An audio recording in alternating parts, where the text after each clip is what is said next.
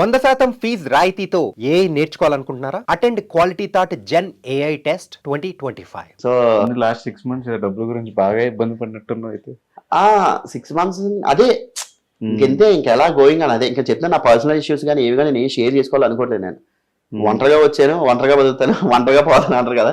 So ఆ విధంగా life అంతా పోతుంది నీట్గానే. బట్ మళ్ళీ చెప్తున్నా, తల్లిదండ్రులను బాగా చూసుకో.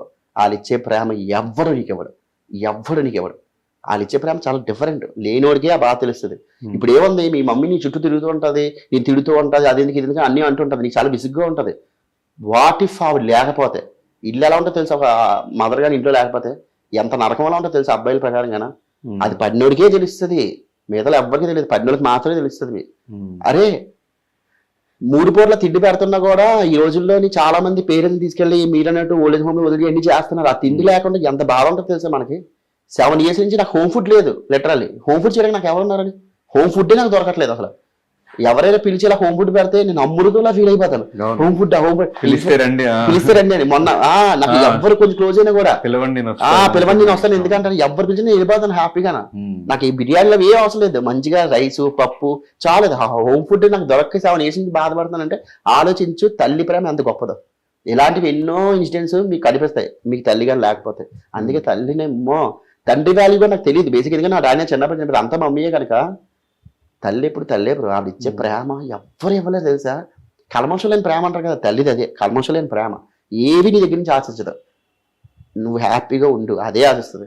అందుకే నేను ఏది ఎలాగ ఉన్నా ఎవరిని నమ్మకపోయినా ఒక తల్లి చూస్తే అందుకే అంటారు. మన నా ఫ్రెండ్స్ కూడా చాలా మంది చెప్తుంటారు, ఓరే వాళ్ళు ఉన్నారు కనుక నీకు ఆ వాల్యూ తెలియట్లేదు. నేను కూడా నాకు తెలుసు తల్లిదండ్రులను ఎప్పుడు కూడా చులకనగా చూడడం, బొక్కలేరు కూడా ఇలాంటి చెయ్యొద్దురా బాబు. వాళ్ళు ఇచ్చే ప్రేమలు వేరుగా ఉంటాయి. మనం ఒక్కోసారి అనిపిస్తుంటది, మనం కొంతమంది ఎఫర్ట్స్ పెడుతుంటాం. సో పెడతాం అక్కడి నుంచి మనకి ఏ ఎఫర్ట్స్ రావు. అక్కడ రావట్లేదు అంటే నువ్వు పెట్టే ఎఫర్ట్స్ రైటే, పెట్టే పర్సన్ తప్పు. ఆల్రెడీ ఎఫర్ట్స్ అక్కడ పెట్టకూడదు. ఇది కూడా చాలా ఇంపార్టెంట్ పాయింట్. అది అమ్మాయి కానీ అమ్మ కానీ ఫ్రెండ్ కానీ ఎవరైనా కానీ, నువ్వు నీ వైపు నుంచి 200% ఎఫర్ట్స్ పెడుతున్నావు, ఇంకా పెడుతున్నావు అయినా సరే నీకు రావట్లేదు అంటే అక్కడ రీజన్ ఏంటి? నువ్వు పెట్టే ఎఫర్ట్స్ 200% రైటే, కానీ పెట్టే పర్సన్ మీద తప్పు. పక్కన పెడే. కానీ అసలు నార్మల్గా అంటే చిన్నప్పటి నుంచి ఫాదర్ లేడు, ఆ పెయిన్ కూడా తెలియదు ఇంట్లో. అప్పటి వరకు లాస్ట్ టైం మనం డిస్కస్ చేసినప్పుడే చెప్పు, ఎవరు చనిపోవడం కూడా చూడలేదు నేను, అది ఇది అని చెప్పేసి. అవును. సడన్ గా అట్లా తిరుగుతున్న పర్సన్ అలా అయిపోయినప్పుడు ఆ డిప్రెషన్ నుంచి బయటకి ఎట్లా వచ్చావు బ్రో? అంటే అసలు ఆవిడకి ఏం జరిగింది, ఆ డిప్రెషన్ నుంచి బయటకి ఎట్లా వచ్చావు? బేసిక్గా 2017లో బ్రో మా మమ్మీ, అంటే నేను హైదరాబాద్లో జాబ్ చేసేవాడిని 1 year మిరకల్ సాఫ్ట్వేర్ సొల్యూషన్ నాకు జాబ్ చేసేవాడిని. ఇండస్ట్రీ సంబంధం లేదు కానీ వైజాగ్లోని బీటెక్ నుంచి షార్ట్ ఫిల్మ్స్ చేస్తుండేవాడిని. ఓకే. అవన్నీ చేస్తుండే. Accept చేసేవాళ్ళ aunty? బ్రో మా మమ్మీకి నేనంటే ప్రాణం బ్రో, ప్రాణం, పంచ ప్రాణాలు.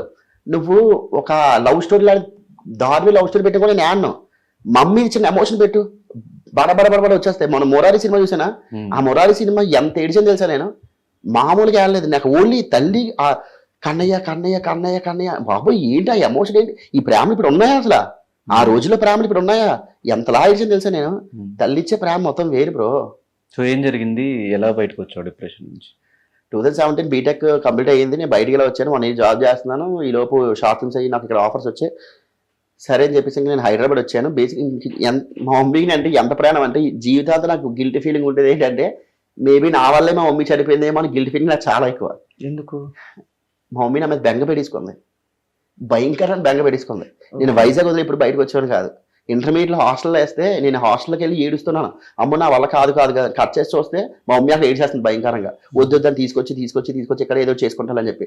ఆఖరికి అంటే ప్రాణం. ఎందుకంటే డాడీ చిన్నప్పటి నుంచి లేరు, ఉన్నది నేను లాస్ట్ కొడుకుని, ఉన్నది ఒకరిని. అందులోని కూడా నేను ఆకతాయిగా ఉంటాను. నాకు ఏంటంటే చిల్లరగా ఉండేవాడు. మరి దానివల్ల ఏంటంటే లాస్ట్ కొడుకు కనుక మా మమ్మీకి ఇంకా అంటే ప్రాణం. అమ్మో నేనే చూసుకోవాలి, ఇలా కాపాడుకునేది నన్ను. అలాంటి ఆవిడ సడన్గా లైఫ్లోంచి వెళ్ళిపోయిందంటే అదే ఇంకా 2017 నేను ఇక్కడికి వచ్చాను. అంతా 2017 ఇక్కడికి వచ్చాను. మా మమ్మీ ఇలాగ వచ్చింది. ఏమైనా వచ్చింది, అరే ఇలాగా అదే ఏమంటారు వాష్రూమ్లో పడిపోయింది అన్నమాట. నాకు అప్పటివరకు తెలియదు మమ్మీకి అంత సీరియస్ అయిందని. ఏదో చిన్న ప్రాబ్లం అయ్యి ఉంటుంది అని చెప్పేసి నేను వెంటనే మా ఫ్రెండ్స్ నాకు ఫ్లైట్ తీసుకొని నేను వైజాగ్ వెళ్ళిపోయాను. వెళ్ళిపోయిన తర్వాత నేను హాస్పిటల్కి వెళ్ళి చూసాను. చూసేటప్పటికి నాకు మా మమ్మీ అసలు చూడలేకపోయాను మా మమ్మీని. ఆపరేషన్ బయటకు వచ్చింది, దగ్గర వరకు వెళ్ళి ఎవరో ఒక ఆవిడని చెప్పి బయటకు వచ్చాను. లేదు మీ మమ్మీ అంటే షాక్, బ్లడ్ క్లాట్ అయిపోవడం వల్ల మొత్తం జుట్టు అంతా తీసేశారు. నేను అసలు తట్టుకోలేకపోయాను. మా మమ్మీ ఏంటి ఎలా ఉండదు, మా మమ్మీ చాలా బాగుంటుంది అందగత్త, ఇదేంటి ఎలా ఉంది ఏంటి అని చెప్పి ఏడిపోయాడు. అక్కడ ఎలా పడిపోయింది దబ్బని. తర్వాత సెకండ్ డే నేను మళ్ళీ డాక్టర్ దగ్గరికి వెళ్ళి, డాక్టర్ గారు మీ కాల్ పట్టుకుంటాను ప్లీజ్, ఎలాగైనా సరే మా మమ్మీ నన్ను కాపాడండి, మా మమ్మీ లేకపోతే నేను ఉండలేదు. నాకు అన్నింటికి మా మమ్మీయే, నాకు ఇంకా రిలేషన్స్ ఏం తెలియదు, నాకు చిన్నప్పటి నుంచి ఆవిడే పెంచింది, ఆవిడ లేకపోతే నేను లేనని అంత ఎమోషన్ అయిపోతుంది. అప్పుడు డాక్టర్ చెప్పారు, ఏమని చెప్పారు, మేము ఆల్రెడీ చెప్పాం కదండి 90% బతకడం కష్టం, 10% ఛాన్సులు ఉన్నాయి, ఎందుకు అంత ఎమోషన్ అవుతున్నా అంటే నేను షాక్ అయిపోయాను. అరే ఏదో చిన్న ఆపరేషన్ అయింది, వచ్చింది, వెళ్ళిపోతాం అనుకున్నా, అసలు సాగు బతుకుల్లో ఆవిడ ఉందా అని. అది నేను తట్టుకోలేకపోయాను అస్సలు. బాబు ఏంట్రా బాబు నా పొజిషన్. ఆ టైంలో 1 వీక్ కరెక్ట్గా ట్యూస్డే లేను, నెక్స్ట్ ట్యూస్డే వరకు నేను హాస్పిటల్లో ఉన్నాను. మా మమ్మీ అలా కూర్చొని మాట్లాడేవాడిని. 4 o'clock అపాయింట్మెంట్ ఇచ్చారు, 4 to 5 విజిటర్స్ అవర్స్ అని ఐసీయూలో. సో లోపల కూర్చొని మాట్లాడుతుంటే మా మమ్మీ చెప్పేవాళ్ళు ఇదే, మమ్మీ ఏంటి మమ్మీ నన్ను వదిలేసి వెళ్ళిపోతావు ఏంటి, నాకు అర్థం కాదు అంటే చెప్తున్నాను కదా. అప్పటి వరకు కూడా చెప్తున్నాను కదా, అప్పటి వరకు కూడా నాకు సీరియస్నెస్ లేదు, లైఫ్ మీద సీరియస్నెస్, సాధించాలి, ఏదో చేయాలి, మా మమ్మీకి మంచి పేరు, ఇవేవి నాకు తెలియదు. ఎందుకంటే మా మమ్మీ నన్ను కష్టం లేకుండా పెంచింది. చెప్తున్నాను కదా బ్రో, ఎంత కష్టం లేక పెంచింది అంటే భోజనం చేసేటప్పుడు కూడా రసంతోనే తిను, కూరతో తినక వేడి ఎక్కువైపోతుంది బాడీకి, ప్రతిదీ కూడా. ఇప్పుడు నాన్ వెజ్ ఉండేది అంటే చికెన్ అంతా ఉంటే నా కోసం గుండెకాయలు తీసి పక్కన పెట్టి దాచేది లోపల. ఒరే నువ్వు తినేరా ఆవిడకి నేను అంటే సర్వస్వం. జస్ట్ ఇమాజిన్, అంత ప్రేమించిన ఆవిడ సడన్గా ఆవిడ మన లైఫ్లో లేదంటే ఎలా ఉంటుందో చెప్పండి. చాలా టైం పట్టింది, లిటరల్ 2 years 3 years పట్టింది. ఏమో దేవుడు ఏ రీజన్ కోసం ఆవిడ నన్ను తీసుకెళ్ళిపోయి అంతే. అందుకే నీకు చెప్పాను పర్సనల్ లైఫ్ అడగబోవాలి. ఇప్పుడు ఖచ్చితంగా ఆవిడ ఎప్పుడు ఎక్కడున్నా ఇప్పుడు ఈ పొజిషన్ చూసి నాకు తెలిసి హ్యాపీగా ఫీల్ అవుతున్నావు నువ్వు, నీతో నాకు ఏడుపు వస్తుంది. చెప్తాను కదా బ్రో, నా గురించి నేను చెప్పుకోవాలంటే నేను మంచోనో కాదు నాకు తెలియదు, కానీ నేను చెడ్డనైతే కాదు, ఒక ద్రోహం చేయలేదు, ఒక అన్యాయం చేయలేదు. కానీ లైఫ్లో భయంకరమైన దెబ్బలు నాకే పడుతున్నాయి, దెబ్బ మీద దెబ్బ, దెబ్బ మీద దెబ్బ, దెబ్బ మీద. అది ఎందుకు అర్థం కావట్లేదు నాకు. అంటే ఏమో అట్లీస్ట్ కూర్చోబెట్టి నువ్వు ఎలా ఉండాలి అలా ఉండాలని చెప్పిన వాళ్ళు కూడా ఎవరు లేరు. ఒక్కని ఒంటరి అయిపోయి దానివల్ల అమ్మ నరకం తెలుసు అది నిజంగానే. బట్ నాకు తెలిసి నీ ఆడియన్సే నీకు ఫ్యామిలీ, వాళ్ళే మంచున్నా చెడున్నా నీకు మెసేజ్ పెట్టి నిన్ను పుష్ చేస్తా ఎవ్రీ టైం, బాగుంది బాగుంది బాగుంది అని వాళ్ళు షేర్ చేసుకుంటూ. సో వాళ్ళ గురించి ఏం చెప్తావు బ్రో, ఆడియన్స్ గురించి ఏం ఎక్స్పెక్ట్ చేయకుండా నీకు అంత పుష్ చేస్తున్న వాళ్ళ గురించి? ఆడియన్స్ అమ్మ వాళ్ళు ప్రాణం బ్రో, సర్వస్వం. చెప్తున్నారు కదా మీరందరూ అంటుంటారు ఏంటి బ్రో ఇంకా సినిమాలు చేయట్లేదు. ఇవన్నీ పక్కన పెడితే బబ్బులు అన్నాడు బయటకు వెళ్తే ఓ 10 మంది వచ్చి హ్యాపీగా మాట్లాడతారు, బబ్బులు కూడా నీ వీడియో చాలా బాగుంది, ఇంతకు మించి ఏం కావాలి బ్రో, నేను ఏమైనా స్టార్ ఫ్యామిలీలో పుట్టానా లేదంటే బ్యాక్గ్రౌండ్తో వచ్చానా, ఇవి ఏమి రాకుండా వైజాగ్ ఇక్కడికి వచ్చినా కదా, చాలా తక్కువ మంది సక్సెస్ అయింది కదా, ఇది చాలా నాకు ఇంకా ముందు చాలా ఎదుగుతాను అలా చూస్తున్నాను టైం అంతే. కానీ అసలు మాక్సిమం నెగిటివిటీ లేని పర్సన్ అయితే నువ్వే అనుకుంటున్నా తెలిసి. చాలా తక్కువ మందిలో నువ్వు కూడా ఒకడు, నెగిటివిటీ ఉండదు, పాజిటివ్ కమెంట్స్ బయటకు కనిపించినా కూడా మంచిగా మాట్లాడే ఆడియన్స్ ఉన్నారు, ఫ్యామిలీ ఆడియన్స్ అందులో ఎక్కువ ఉన్నారు. సో కాంప్లిమెంట్స్ ఎలా తీసుకుంటావు? What is the best compliment నీకు ఇప్పుడు రిసీవ్ చేసుకున్నా? నేను ఇప్పటికీ కూడా ది బెస్ట్ ఏంటి అంటే, అమ్మతో ఒక రోజు నాకు వీడియో చేశాను నేను. ఆ వీడియో ఇప్పటికీ భయంకరంగా వైరల్ అవుతుంది. ఎప్పుడు అది బంజింగ్ బాబు టైంలో చేశాను. ఆ వీడియో ఏంటో తెలుసా, నా లైఫ్ అది, మా మమ్మీకి నాకున్న బాండింగ్ అదే చూపించాను. ఆ వీడియో ఇప్పటికీ కూడా ఎంత అంటే ప్రతి ఒక్కరికి భయంకరంగా ఇష్టం. ఇంక ఎంత ఇష్టం అంటే అమెరికా నుంచి నాకు కొంతమంది కాల్ చేసి, హైదరాబాద్లో మా మమ్మీ ఉన్నారు, ఒకసారి మీరు మాట్లాడతారు వీడియో కాల్ అడిగారు. నేను షాక్ అయిపోయాను. అలా 2-3 మాట్లాడాను. అమెరికాలో వీడియో కాల్ మాట్లాడడం, ఈవిడ కనెక్ట్ చేయడం, బాబు మా ఇంటికి రాబాబు, మా ఇంటికి రాబాబు మంచిగా ఫుడ్ పెడతారు అంటే. ఇక్కడ నేను వీడియో ఒకటి చేయడం గొప్పతనం కాదు, ప్రతి ఒక్కరు కనెక్ట్ అయ్యారు. ఆ వీడియో వల్ల చాలా మంది మారారు కూడా. అరే నిజంగానే అమ్మను చూసుకోవాలి కదా, అమ్మను చూసుకోకపోతే ఎలాగా, అమ్మే కదా మెయిన్ అని ఈ వీడియో భయంకరంగా వైరల్ అయింది. అది నాకు చాలా మంచి కాంప్లిమెంట్స్. ఇప్పటికీ కూడా చెప్తాను కదా, నాకు యూత్ కన్నా నా ఫ్యామిలీయే నా ఫ్రెండ్స్, నా ఫ్యామిలీ అయిన ఆడియన్స్ మొత్తం అంతా, చిన్నపిల్లల నుంచి పెద్దవాళ్ళకి అందరికీ కూడా ఏంటంటే ఇదే ఇష్టం అన్నమాట. కామెడీ జనాలకి అంటే మీరు అంటున్నారు కదా, బేసిక్గా నాకు రైటర్స్ ఎవరు లేరు. నా కాంటెంట్ నేనే రాసుకుంటాను, నేనే చేసుకుంటాను అంతే. ఇంకా నేను ఒక్కనే ఉంటాను అన్నమాట. బట్ తెర వెనకాల ఇన్ని బాధలను పెట్టుకుని కూడా మా అందరినీ ఎప్పుడు ఎంటర్టైన్ చేస్తూ ఆ వీడియోస్ ఎప్పుడు మాకు నచ్చే విధంగా దాన్ని ఎడిట్ చేసుకుని ఆ వీడియోస్ కాంటెంట్ అంతా మమ్మల్ని నవ్విస్తున్నది నిజంగా హ్యాట్స్ ఆఫ్ బ్రో. తెలిసి మ్యాక్సిమం ఎవరు అనుకోరు అనుకుంటా, చూస్తున్నంతసేపు ఇన్స్టాల్ చూస్తున్న వీడి లైఫ్ ఏంట్రా హ్యాపీగా ఉంది, 4 వీడియోలు చేసుకున్నాడు, డబ్బులు సంపాదించుకుంటున్నాడు. డెఫినెట్ గా నువ్వు నమ్ముతున్నాము. నేను నిన్న ఫ్రెండ్ అనుకుంటున్నాను. బేసిక్ గా చెప్తాను కదా, నా లైఫ్ లో మా మమ్మీతో దెబ్బ తర్వాత ఇంకో దెబ్బ ఇలా దెబ్బలు ఎదురు పడుతూనే ఉన్నాయి. నాకు తెలియదు ఎందుకు పడుతున్నాయి. నేను అనుకుంటున్నాను మరి నా ఫ్రెండ్స్ మాట్లాడుతూ మేబీ ఎంత కష్టపడితే మేబీ రేపొద్దున అంత మంచి పొజిషన్కి వెళ్తావేమో. ఏమో బ్రో, నేను వెళ్తానో తెలియదు. కానీ ఇప్పుడు ఒక లాజిక్ చెప్తానే ఉన్నాను. లైఫ్ లో మనం జీరోలో ఉన్నాం. కొన్ని ప్రాజెక్ట్ చేసి ఒక మంచి స్టేజ్కి వెళ్ళాం, ఇంకొన్ని ప్రాజెక్ట్ చేసి ఇంకొంచెం మంచి స్టేజ్కి వెళ్ళాం, 4 ఫోటోలు దిగుతుంటే ఇంకొంచెం మంచి స్టేజ్కి వెళ్ళాం. అలా స్టేజ్ బై స్టేజ్ వెళ్తుంటాం. ఒక పాయింట్ లో మనకు అనిపిస్తుంటది అన్నమాట, అమ్మయ్య మనం బాగా సక్సెస్ అవుతున్నాం రాజురా అని. కానీ అన్నింటికన్నా వర్స్ట్ థింగ్ ఇందులో వర్స్ట్ పార్ట్ ఏంటో తెలుసా? ఇది షేర్ చేసుకోవడం మన చుట్టుపక్కల ఎవరు లేకపోవడం. అది ఎంత నరకంలో ఉంటుందో తెలుసా? నాకెవరో తెలియని వాళ్ళు లక్షల మంది కామెంట్లు వీడియోలు అన్ని చేస్తున్నారు, కానీ నా అనుకునే వాళ్ళు ఎవరు లేరు నాకు. అది భయంకరమైన నరకం. అది ఎంత నరకం తెలుసా? టార్చర్. ఇఫ్ సపోజ్ మా మమ్మీ ఉంటే ఎంత గొప్పగా ఫీల్ అవుద్ది, ఎంత ఆనందపడిపోద్ది. బట్ ఎప్పుడు ఫీల్ అవ్వకు ఎవరు లేరు అని చెప్పేసి నీకు బ్యూటిఫుల్ గా మేము అందరూ ఉన్నాము, రెగ్యులర్ మనం కలుస్తూనే ఉంటాము, చిల్ అవుతూనే ఉంటాము. బట్ ఎప్పుడు నువ్వు పిలిచినా మేము వస్తాం, మంచిగా మీ ఇంట్లో చిల్ అవుతాము.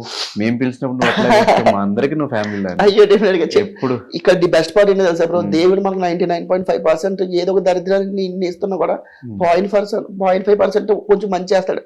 నా 0.5% మంచి ఏంటి తెలుసా? నా ఫ్రెండ్సే. మా మమ్మీ చిన్నప్పటి నుంచి, అంటే ప్రతి ఒక్కరికి తల్లిదండ్రుల ప్రాణం అయితే మా మమ్మీ చనిపోవడం వల్ల నాకు చిన్నప్పటి నుంచి కూడా నా ఫ్రెండ్సే నా ప్రాణం. నా కొడుకులు ఎదవలో ఎంత మంచోళ్ళు అంటే ప్రాణం. నేనంటే పంచి ప్రాణాలు. నేను చెప్పాను 2 days బ్యాక్ నాకు బేసిక్గా ఒంట్లో బాగాలేదు, నాకు కొంచెం ఫేవరేజ్గా ఉంది. ఇప్పటికి కూడా ఇంకా సిక్లో ఉన్నాను నేను. మా ఫ్రెండ్ నేను పడుకోవడం చేసి ల్యాబ్ కూడా అని చెప్పేసి డోర్కి టిఫిన్ మెడిసిన్ పెట్టి వెళ్ళిపోయాడు. నేను లేచిన తర్వాత ఫోన్ చేస్తాడు, బయట టిఫిన్ తింటా అన్నారు. మా మమ్మీ చనిపోయేటప్పుడు నాతో ఉన్నది, నన్ను కాపాడింది ఫ్రెండ్సే. కెరియర్ ప్రకారంగా మళ్ళీ నేను 2 years వరకు నాకు ఆఫర్స్ ఏం రాలేదు. అప్పుడే హైదరాబాద్ రావడం, సర్వైవల్ నాకు అసలు చాలా ఇంపార్టెంట్. అయినా సరే ఆ ఫ్రెండ్సే నన్ను కాపాడారు. 2 years నన్ను నేను సంపాదిస్తున్నా కూడా వాళ్ళు వద్దనిసేవారు. మేము ఈ రోజు నీతో ఉంటాం, పెళ్ళిళ్ళు అయిపోయిన తర్వాత ఎక్కడికి వెళ్తాం, అప్పుడు ఈ డబ్బులు ఖర్చు పెట్టుకో, అప్పటి వరకు నువ్వు మాతో ఉండి చాలు. అక్కడ ఫ్రెండ్సే. తర్వాత నా పర్సనల్ లైఫ్ లో కొన్ని అవ్వడానికి కూడా ఫ్రెండ్సే. దాని నుంచి బయటకు వచ్చిన తర్వాత మళ్ళీ నన్ను దగ్గర తీసుకొని వచ్చి నీకేరా మేము ఉన్నాం కదరా అంటే నాకు దొరికిన ఫ్రెండ్స్ వజ్రాలు. బబ్బులు మంచి ఏంటి, చెడు ఏంటి, కోపం ఏంటి, అలకేంటి, ప్రేమ ఏంటి, అన్ని వెర్షన్స్ వాళ్ళకి తెలుసు. అందుకే నేను ఎలా ఉన్నా కూడా నన్ను రిసీవ్ చేసుకుంటారు. ఫ్రెండ్స్ అంటే ఇప్పుడు డబ్బు ఉన్నప్పుడు ఫ్రెండ్స్ అందరూ ఉంటారు, డబ్బు పోయిందని ఫ్రెండ్స్ అందరూ వెళ్ళిపోతారు అంటారు కదా. బట్ నాకు చిన్నప్పటి నుంచి వాళ్ళు నాతో ఉండడం వల్ల అన్నిటికీ నా ఫ్రెండ్సే నా ప్రాణం. అదృష్టం కొద్దీ నా ఫ్రెండ్స్కి వచ్చిన వైఫులు కూడా బంగారాలే.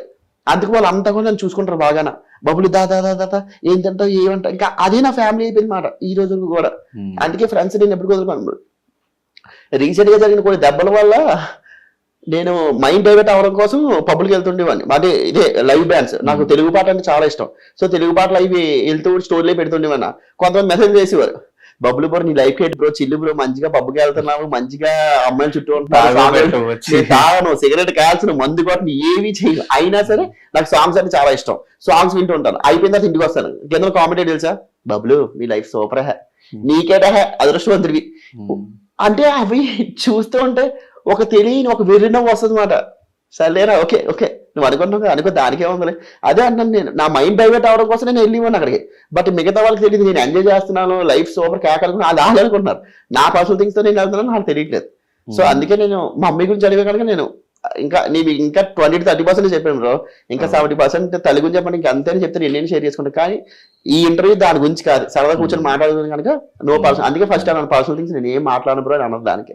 కానీ అన్నిటిలో బ్యూటిఫుల్ మూమెంట్ ఏంటంటే, లైఫ్ లో గుర్తుండిపోయే చెరిష్మెంట్ మూమెంట్ ఏంటంటే, నీ లైఫ్ నాకు అనిపించింది చిరంజీవి గారి నోట్లో నుంచి ఆ పేరు రావడం. అవును, బబ్లు అని స్టేజ్ మీదకి ఇన్వైట్ చేయడం, ఆ మూమెంట్ ఎలా అనిపించింది? గాడ్ ఫాదర్ గా మనం అందరం అనుకుంటూ ఉంటాం.